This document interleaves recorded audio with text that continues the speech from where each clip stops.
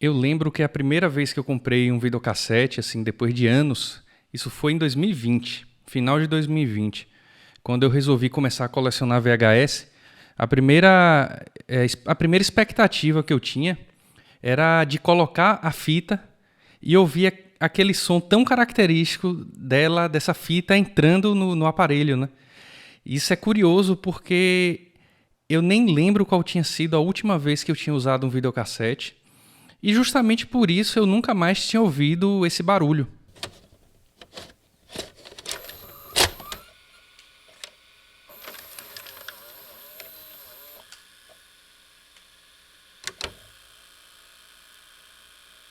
Pô, velho, de alguma maneira foi bem confortante ouvir esse som assim depois de tantos anos, né?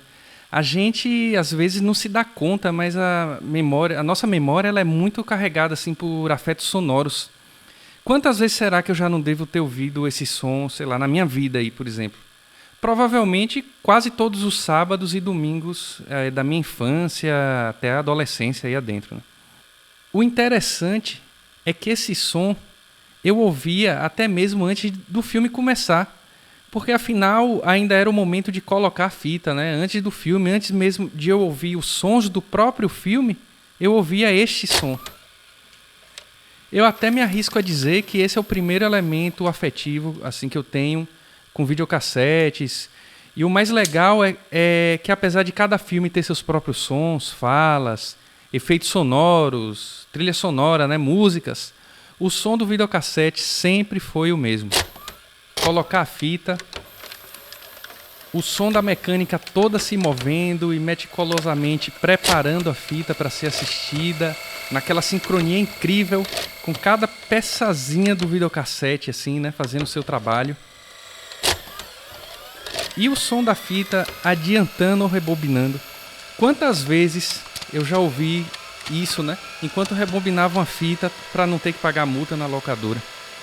É interessante assim a gente notar como o videocassete inteiro ele é uma peça viva, que está se movimentando, cada pecinha ali perfeitamente.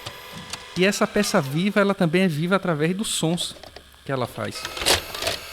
Aí com o tempo veio o DVD, alguns sons mudaram, o DVD player já funcionava diferente, já não era os mesmos sons, porque os mecanismos eram outros, né?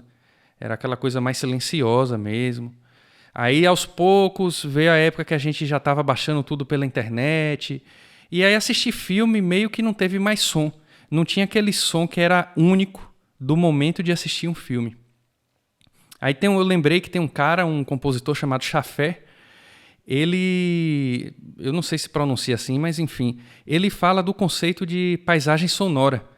Cada ambiente tem uma paisagem de sons que a gente pode identificar só ouvindo.